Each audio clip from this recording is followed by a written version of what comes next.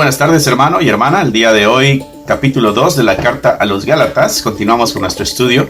Tocaremos temas interesantes como la justificación por la fe, la libertad en Cristo. Pablo tocará el tema del concilio allá en Jerusalén, año 49 aproximadamente, y se hablará acerca de la unidad de la iglesia también. Así que sigue acompañándonos y aprenderemos bastante.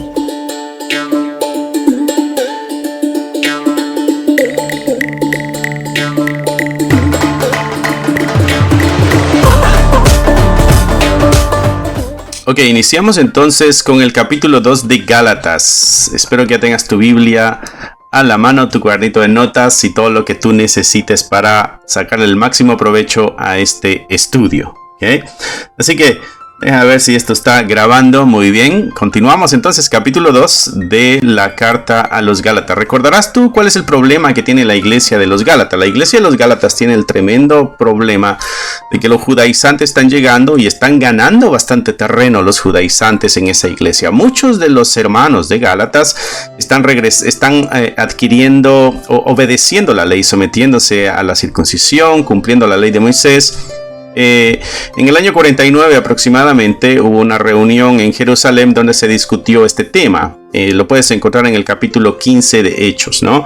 El tremendo problema es de que hay un grupo de judaizantes que está llegando a las iglesias que están naciendo y les están obligando a cumplir la ley de Moisés, a los gentiles, ¿no? Particularmente porque son los que no la han traído, le están obligando a circuncidarse. Bueno, la iglesia de los Gálatas está empezando a circuncidarse y está depositando su fe ahora en la ley de Moisés para con la salvación. Y ese es el problema grande que Pablo está enfrentando en ese lugar. Y él está defendiendo su posición de apóstol porque a la misma vez así se defiende el mensaje que él ha llevado, ¿no? El capítulo 1 y capítulo 2 de Gálatas pudiéramos decir que es la defensa de Pablo. Pablo defendiendo su posición porque a la misma vez está defendiendo el mensaje que ha traído. Capítulo 2 dice así: después de pasados 14 años, subí otra vez a Jerusalén con Bernabé, llevando también conmigo a Tito, ¿no? Quiere decir que 14 años.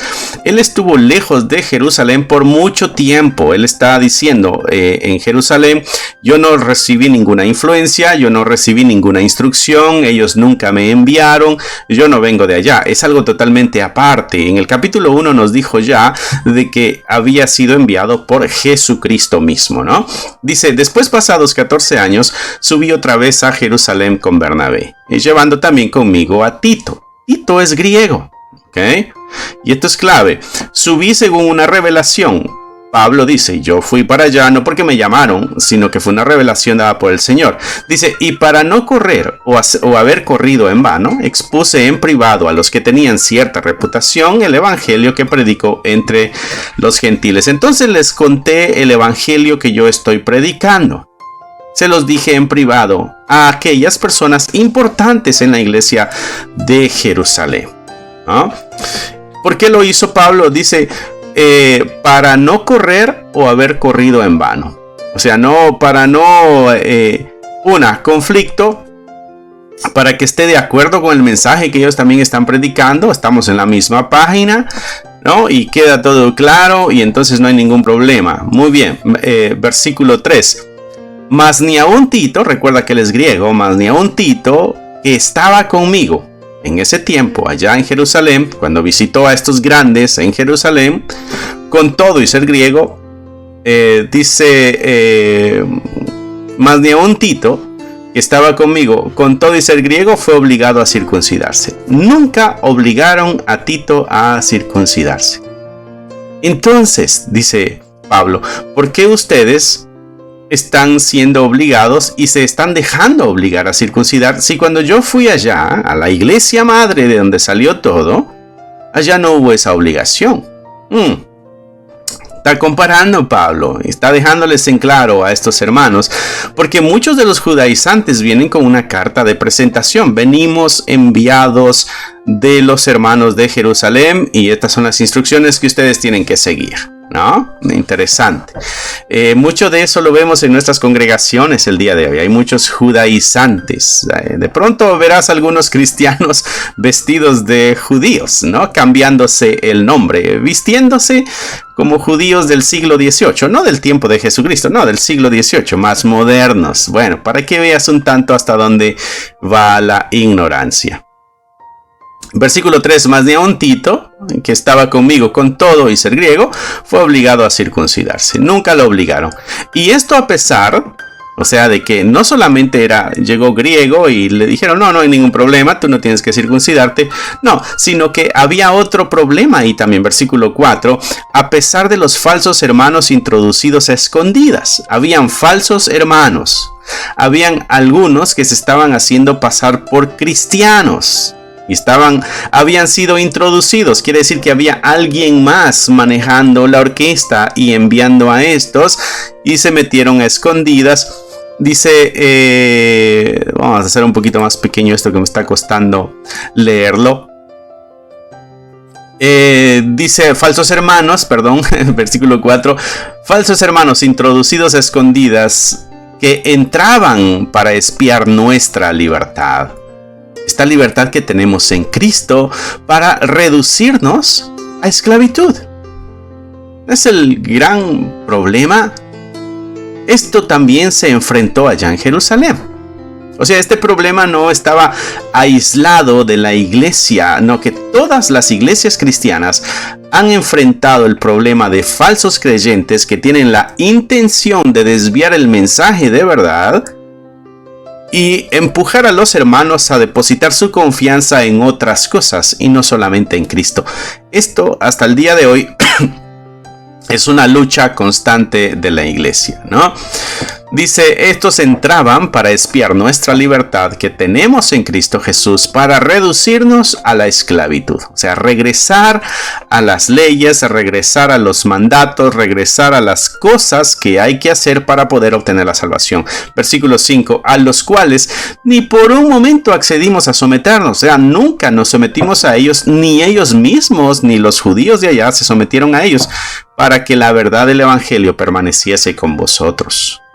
Se defendió la verdad. Hay una causa y es defender la verdad. Mis hermanos, nosotros tenemos que defender la verdad de todos los falsos maestros, de los introducidos a escondidas con la intención de regresarnos a la esclavitud. Hemos sido llamados a ser libres en Cristo Jesús y como iglesia tenemos que vivir en libertad.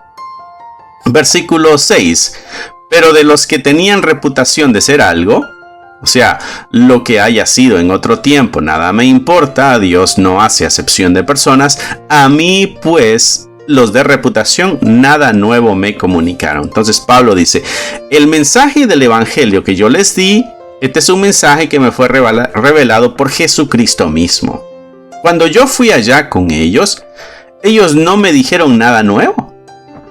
Lo que hablamos eran cosas que yo ya sabía porque me las había revelado Jesucristo. Recordarás que Pablo tuvo su instrucción a través de Cristo mismo. Así como Cristo instruyó a los 12 cuando estuvo acá, así también instruyó a Pablo ya siendo Cristo resucitado. Ese es un extra grandísimo para el ministerio de Pablo.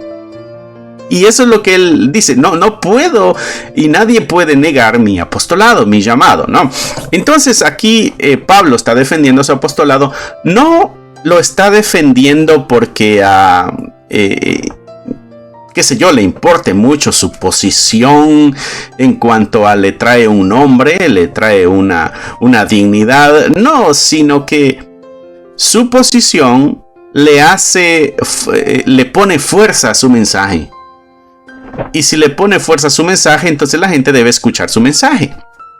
Como se está atacando su apostolado, entonces pudiera ser que por consecuencia se está atacando su mensaje también.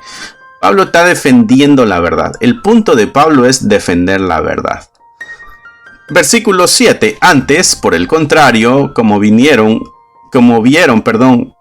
que me había sido encomendado el evangelio de la incircuncisión, o sea, para los gentiles, así como Pedro el de la circuncisión, Pues el que actuó en Pedro para el apostolado de la circuncisión, actuó también en mí para con los gentiles. Entonces, Pablo dice: el que escogió a Pedro y a aquellos para predicar el evangelio entre los judíos, es el mismo que me eligió a mí para predicar el evangelio entre los gentiles. Entonces, Pablo está dando bastantes razones. Una, el que me envió es el mismo, el que me enseñó es el mismo, ellos no me enseñaron, fue Cristo el que me enseñó este evangelio. Cuando estuvimos juntos, la ley nunca fue clave o necesaria. Nosotros siempre defendimos la verdad, dice Pablo, y como evidencia, cuando llevé a Tito, que era un griego, nunca se le obligó a circuncidarse, ¿no? Entonces tiene bastantes evidencias Pablo para defender la verdad. ¿Qué verdad? La verdad de que la fe en Jesucristo es la que trae la salvación y no el hacer las obras de la ley. Versículo 9. Y reconociendo la gracia que me había sido dada, Jacobo, y acá están los testigos, Jacobo, Cefas y Juan son los importantes en la iglesia de Jerusalén. Ellos reconocieron, dice el versículo 9, que había una gracia de Dios depositada en Pablo, ¿no? Dice que estos tres, Jacobo, Cefas y Juan, eran considerados como columnas. No dieron, dice, nos dieron a mí y a Bernabé la diestra, en señal de compañerismo. O sea, les dieron la mano, la derecha. La derecha es símbolo de justicia y de autoridad. Está bien, Pablo, está bien, Bernabé, continúen haciendo lo que han venido haciendo. Y esto se lo dijeron los tres importantes allá en la iglesia de Jerusalén: Jacobo, Cefas y Juan.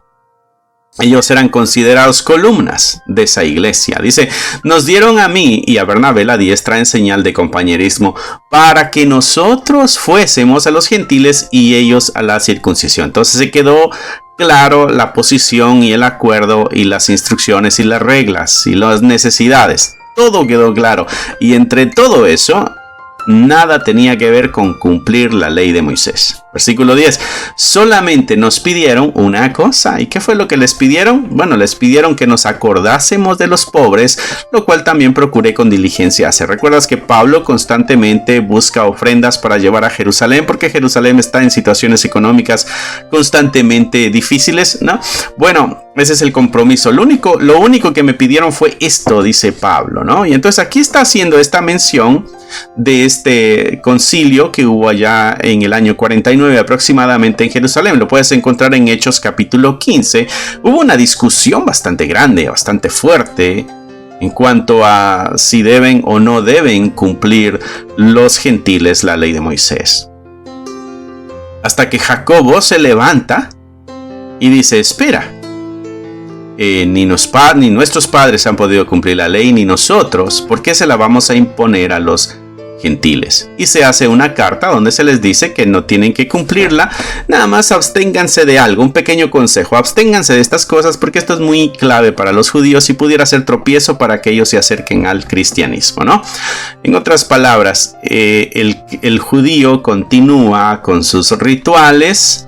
El gentil no necesita cumplir esos rituales, pero la confianza no debe depositarse en los rituales si eres judío, y el gentil debe respetar eso. Este problema también Pablo lo toca en su carta a los Corintios, este problema entre la ley y los gentiles, las libertades, y hay choque también ahí, ¿no? Así que la iglesia siempre ha tenido conflicto, mis hermanos. La iglesia siempre ha tenido conflictos cuando se trata de defender la verdad. Cada uno defiende su propia verdad, cada uno ve su propia verdad, pero no todos se detienen a ver la verdad que está escrita en la palabra de Dios. Es necesario que regresemos a la palabra de Dios y encontremos ahí la verdad que nos hará libres. Versículo 10. Lo único que nos pidieron fue que nos acordemos de los pobres. Y esto lo hago con diligencia, dice Pablo, ¿no? Así que deja muy claro ahí Pablo estos aspectos. Hay otro aspecto que toca Pablo acá en su carta concerniente a Antioquía. Antioquía es un área gentil. Allá estaba Pablo en su ministerio. Pedro llega a visitarles. Dice ahí el versículo 11. Pero cuando Pedro vino a Antioquía, le resistí cara a cara, ¿no? Pedro llegó a Antioquía y hubo un problema, hubo una dificultad ahí. Pedro, ¿recuerdas quién era Pedro? Pedro era el líder de los 12, no podemos negar su liderazgo entre los 12. Dice, yo le resistí cara a cara, lo tuve que confrontar cara a cara, porque lo que hizo era de condenarse. No podíamos dejarlo simplemente así. Dice, pues antes que viniesen algunos de parte de Jacobo, y esto no es seguro, ¿ok? No es seguro que los que llegaron hayan sido de parte de Jacobo. Posiblemente dijeron que venían de parte de Jacobo, pero no necesariamente iban de parte de Jacobo, ¿ok? Entonces ese es un tema importante. Versículo 12. Antes que viniesen algunos de parte de Jacobo, comía con los gentiles. Pedro se sentaba a comer con los gentiles. No sabemos si comía la comida de los gentiles, pero sí estaba junto a ellos cuando estaban comiendo. Y esto de comer con ellos está haciendo referencia también a esta comunión, armonía, relación íntima, porque el momento de la comida, el partimiento del pan y todo eso es un asunto muy sagrado y de mucha unidad, amor y armonía, ¿no? Entonces dice, cuando Pedro vino de Antioquía le resistí cara a cara porque era de condenar. Pues antes que viniesen algunos de parte de Jacobo, comía con los gentiles. Pero después que vinieron, se retraía y se apartaba porque tenía miedo de los de la circuncisión. O sea, cuando estaban solos, comía tranquilo. Cuando supo que venían algunos enviados o supuestos enviados por Jacobo, se alejó de ellos. Y se alejó de ellos porque le tenía miedo a estos judíos. Son los que acá menciona como los de la circuncisión. Versículo 13. En su simulación participaban también los otros judíos. O sea que se unió el grupo, se hizo la división ahora otra vez, judíos y gentiles, y simulaban como que no estaban entre los gentiles. De tal manera, dice, aún Bernabé fue también arrastrado por la hipocresía de ellos. Un acto de hipocresía fue el alejarse y decir, yo no soy de ellos.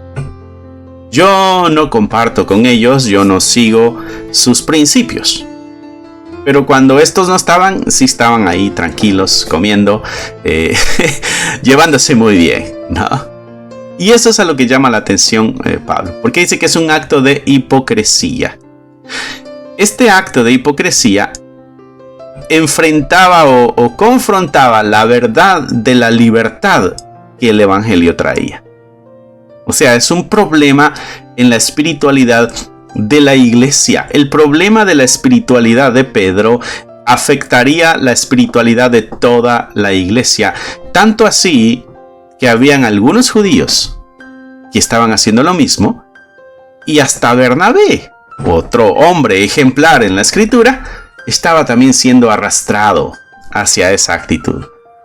Dice, pero cuando vi que no andaban rectamente conforme a la verdad del Evangelio, entonces Pablo dice que esa actitud no era una actitud de acuerdo al Evangelio. No era una actitud cristiana. No era actitud que Cristo enseñó. Entonces le dije a Pedro delante de todos, lo hizo públicamente, se lo dijo no a solas, sino que lo hace público. Si tú, siendo judío, vives como los gentiles, porque cuando estuviste acá anduviste como los gentiles y no como judío. Hace la pregunta, ¿por qué obligas a los gentiles a judaizar? La acción hipócrita de Pedro, que arrastró a Bernabé, y que había otro grupo de judíos también ahí envueltos, esa acción apoyaba la acción de los judaizantes. Apoyaba la acción de los judaizantes. Esta era una herramienta que los judaizantes podían usar y decir, nosotros a Pedro lo vimos lejos de los gentiles, no comía con ellos, se se alejaba de ellos porque sabe de que no podía estar con ellos porque no eran circuncisos o estaban comiendo comida inmunda, qué sé yo. Entonces esa hubiera sido una arma para los judaizantes para continuar con su labor de judaizar. Por eso Pablo se vio la necesidad de alzar la voz y públicamente reprender a este que era un líder también. Y le dijo: tú eres judío, pero has estado aquí con los gentiles y has vivido como gentil. ¿No viviste como judío? No, yo te vi. ¿Por qué ahora estás obligándolos entonces a judaizar? Si ni tú mismo lo hiciste, ¿por qué tú vienes a obligarles a hacerlo con tus acciones? Interesante, ¿no? Eso nos refleja, nos ayuda a entender también la autoridad de Pablo. Tenía una autoridad tal que reprendía a los otros apóstoles, en este caso a Pedro, que era el líder. Está defendiendo la verdad Pablo en todo esto. Versículo 15, nosotros, y ahí se involucra él, judíos de nacimiento y no pecadores de entre los gentiles. Dice, sabiendo que el hombre no es justificado por las obras de la ley, sino por la fe de Jesucristo, nosotros también hemos creído en Jesucristo para ser justificados por la fe de Cristo y no por las obras de la ley, por cuanto por las obras de la ley nadie será justificado. Y aquí deja este mensaje claro Pablo. No solamente se lo deja claro a Pedro, no solamente se lo deja claro a la iglesia de los Gálatas, se lo deja claro a los judaizantes que están ahí también, y nos lo deja claro a nosotros el día de hoy. El hombre no es justificado, estoy leyendo el versículo 16, el hombre no es justificado por las obras de la ley. No importa cuánto obedezcas la ley, mi hermano, mi hermana, la justicia no viene por esa obediencia, sino por la fe de Jesucristo. Nosotros también hemos creído en Jesucristo, dice Pablo, para ser justificados por la fe de Cristo. Y dijo nosotros, porque él anteriormente dijo, judíos de nacimiento y no pecadores de entre los gentiles. Pablo está diciendo, nosotros judíos, desde que nacimos, sometidos a la ley, circuncidados, buscando honrar a Dios, llenamos todos esos requisitos. Bueno, dice él en el versículo 16, nosotros también hemos creído en Jesucristo para ser justificados por la fe de Cristo y no por las obras de la ley. ¿Ves? El mismo Pablo está diciendo, nosotros también tuvimos que haber hecho eso, Pedro también. Por cuanto por las obras de la ley nadie será justificado. Nadie es justificado por las buenas obras que pudiera hacer. Y si buscando ser justificados en Cristo, también nosotros somos hallados pecadores, ¿es por eso Cristo ministro de pecado? En ninguna manera. Porque si las cosas que destruí las mismas vuelvo a edificar, transgresor me hago. Entonces, si la iglesia de los Gálatas inició depositando su fe en Jesucristo, y solamente por eso está la salvación. Ahora, al haber hecho eso, hicieron a un lado la justificación por las obras. Entonces dice Pablo, si esas cosas que destruí, ahora las vuelvo a edificar, vuelvo a levantar esta idea de que hay que cumplir entonces la ley de Moisés, hay que circuncidarse, si vuelvo a hacer yo eso ahora, dice Pablo, me hago transgresor. Con Cristo, dice, estoy justamente, dice, porque yo por la ley soy muerto para la ley, a fin de vivir para Dios. Entonces, deja claro Pablo otro aspecto del cristianismo. Muertos para la ley. La ley ya no tiene ninguna autoridad sobre el creyente. Ahora vive para Dios. Y entonces viene a hacer esta afirmación que tú y yo no sabemos de memoria. Con Cristo estoy juntamente crucificado, pero ahora leyéndolo en el contexto tiene otro sentido, ¿verdad? Con Cristo estoy juntamente crucificado y ya no vivo yo, mas vive Cristo en mí. Y lo que ahora vivo en la carne, lo vivo en la fe del Hijo de Dios, el cual me amó y se entregó a sí mismo por mí. Entonces, si al hacerme creyente, deposité mi fe en la obra redentora de Jesucristo y así fue como la salvación llegó a mí, entonces quiere decir que yo morí para la ley. O sea, la ley ya no tiene ninguna autoridad sobre mí. Ahora vivo para Cristo, versículo 19. Y entonces, si yo estoy muerto para la ley, estoy juntamente crucificado entonces con Cristo en esa cruz. Y ya no vivimos, pero lo que vivimos, lo vivimos en Cristo. Lo que vivimos en la carne, lo vivo, dice él, en la fe del Hijo de Dios. Vivimos ahora con nuestra fe depositada en Jesucristo. Lo que hoy vivimos en la carne lo estamos viviendo con nuestra fe depositada en la obra redentora de Jesucristo, porque Él nos amó y Él se entregó a sí mismo por nosotros. Versículo 21. No desecho la gracia de Dios, pues si por la ley fuese la justicia, entonces por demás murió Cristo. Si yo pongo mi confianza, dice Pablo, en las obras de la ley, estoy desechando a Jesucristo y estoy desechando la gracia de Dios, versículo 21, y por consecuencia estoy diciendo, Cristo murió por gusto, porque yo podía encontrar mi salvación con mi propia fuerza. Este es un mensaje para los judaizantes. Este es un mensaje para aquel que tiene depositada su esperanza en las obras que hace. Este es un mensaje para el judío de hoy. El judío de hoy necesita reconocer que Jesucristo es el único camino, la única verdad y la única vida, y que nadie llega al Padre si no es a través del Señor.